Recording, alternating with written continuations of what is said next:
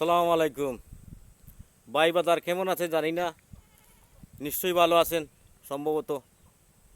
আজ দুপুরের সময় একটা অপরিচিত জায়গায় এসেছি। খুব বিশাল একটা আওর।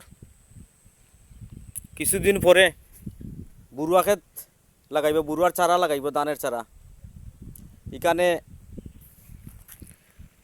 পানি আসলে বৃষ্টির সময় অনেক মাছ পাওয়া যায়, খুব সুন্দর মাছও পাওয়া যায় এখানে।